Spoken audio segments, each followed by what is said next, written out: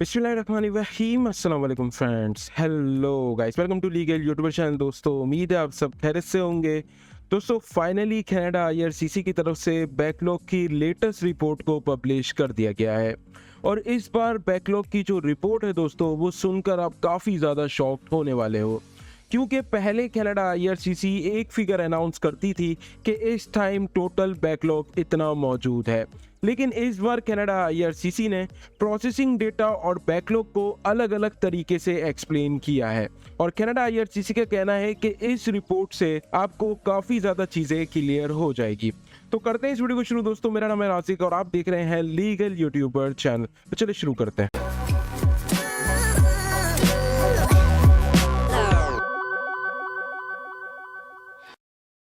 Video को start करने से पहले दोस्तों बता दूं कि जिन्होंने अब तक चैनल को सब्सक्राइब नहीं किया तो ये अपने नीचे बटन होगा, उसको दबा दो, बटन को दबाना बिल्कुल मत भूलना ताकि आपको मेरा हर नोटिफिकेशन सबसे पहले देखने को मिले।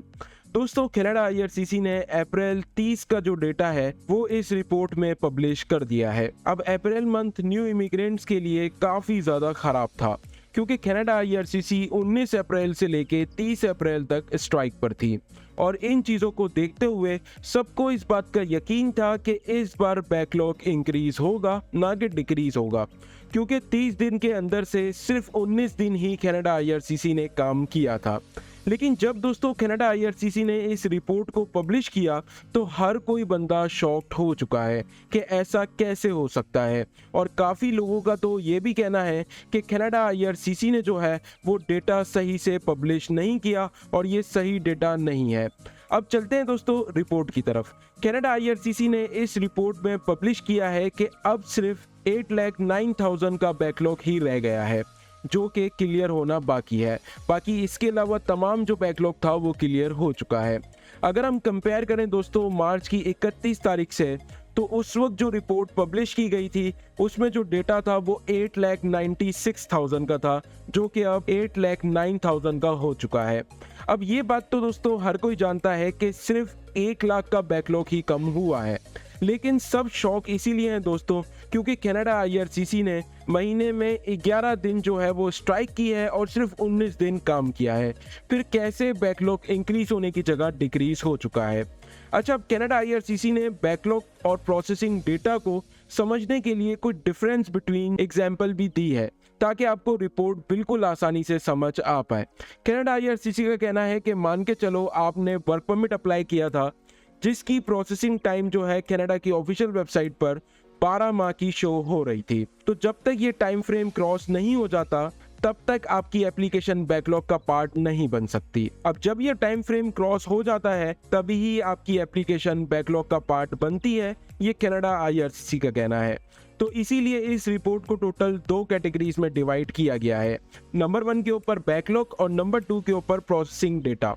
अब चलते हैं रिपोर्ट की तरफ फ्रेंड्स। अब हम आ चुके हैं कनाडा आईआरसीसी की ऑफिशियल रिपोर्ट के ऊपर।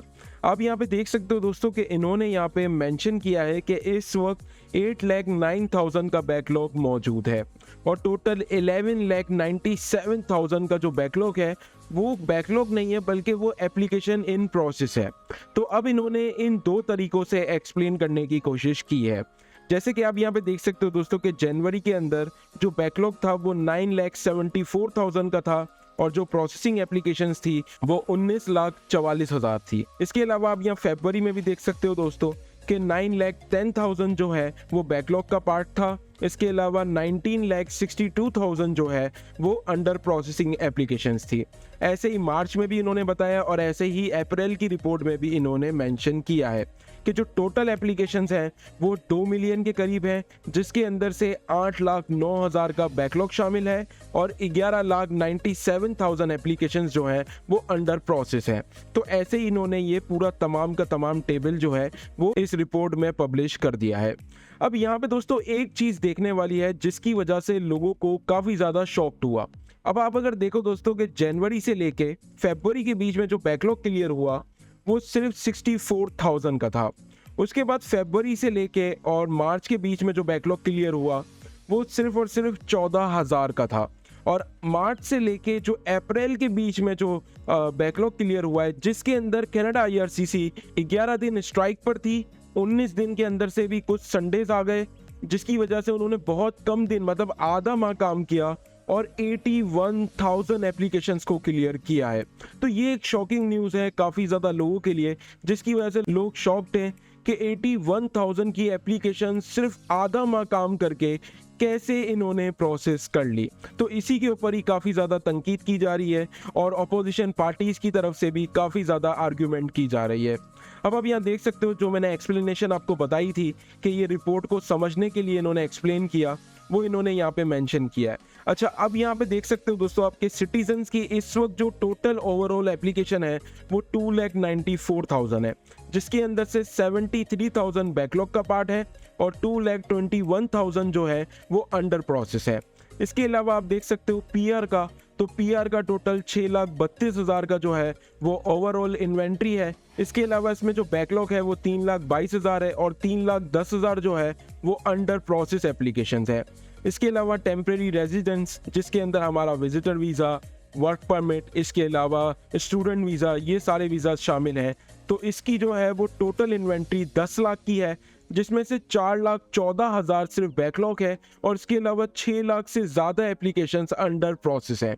ये अंडर प्रोसेस कब तक रहेंगी, जो कि कनाडा IRCC ने बताया कि कनाडा की ऑफिशियल वेबसाइट पे जो भी टाइम शो हो रहा है उसके हिसाब से ये बैकलॉग का पार्ट बनेंगी या तो फिर एप्लीकेशंस क्लियर हो जाएंगी। अब नीचे आ जाते हैं दोस्तों, ये इन्होंने एक्सप्रेस एंट्री का टोटल टेबल जो है वो यहाँ पर पब्लिश किया है। अगर आप चाहो तो चेकआउट कर सकते हो, लिंक नीचे डिस्क्रिप्शन में मिल जाएगा। हम चलते हैं डायरेक्ट मेन टॉपिक की तरफ, जो कि है स्टडी परमिट। तो अब आप देख सकते हो दोस्तों कि स्टडी परमिट इस वक्त जो एक्चुअल बैकलॉग मौजूद है वो सिर्फ 18% का है और बाकी जो है वो 22% है। तो अब हम नीचे आ जाते हैं दोस्तों वर्क परमिट एप्लीकेशंस पर। अच्छा, वर्क परमिट एप्लीकेशंस पर इन्होंने एक्चुअल बैकलॉग अभी तक शो नहीं किया है, वो 1 से 2 दिन में इसकी भी रिपोर्ट आ जाएगी। इसके अलावा हम देख लेते हैं एज अ विजिटर वीज़ा, इसके अलावा TRV, जितनी भी एप्लीकेशंस होती हैं उसमें टोटल 50% का बैकलॉग मौजूद है और 56% जो है वो अंडर प्रोसेस है। तो अब आप देख सकते हो दोस्तों कि कनाडा IRCC ने वाकई अगर ये काम किया है तो ये बहुत ही ज़्यादा अच्छा काम किया है कि अभी सिर्फ 8,09,000 का बैकलॉग मौजूद है। आने वाले दिनों में अगर ये 1-1 लाख करके भी क्लियर करते हैं तो इस साल की एंड से पहले बैकलॉग तमाम का तमाम क्लियर हो जाएगा। लेकिन अब सवाल ये पैदा होता है दोस्तों कि प्रोसेसिंग डेटा के अंदर इतना बड़ा डेटा इन्होंने क्यों शो किया है, ये चीज़ समझ में नहीं आ रही। जैसे विजिटर वीज़ा की जो प्रोसेसिंग टाइम है वो 30 डेज शो हो रही है, तो क्या 30 डेज के अंदर ये बैकलॉग का पार्ट बनती है या नहीं, ये आने वाले दिनों में हमें पता चल जाएगा। लेकिन मुझे लगता है कि इस वक्त जो एप्लीकेशन की स्पीड है वो इसी वजह से फास्ट हुई है, क्योंकि कनाडा IRCC ये देख रही है कि हमें इस प्रोसेसिंग डेटा को बैकलॉग में शामिल नहीं करना है, जिसकी वजह से वो दिखा सकें कि बैकलॉग अब बहुत ज़्यादा कम हो चुका है, जो कि 2.6 मिलियन तक पहुंच गया था। तो फ्रेंड्स, उम्मीद करता हूं कि आप लोगों को ये वीडियो पसंद आई होगी। अगर प्लीज़ पसंद आई हो तो वीडियो को लाइक कर देना, चैनल को जरूर सब्सक्राइब कर देना। मिलते हैं किसी नेक्स्ट इंटरेस्टिंग वीडियो में, तब तक के लिए गुड बाय।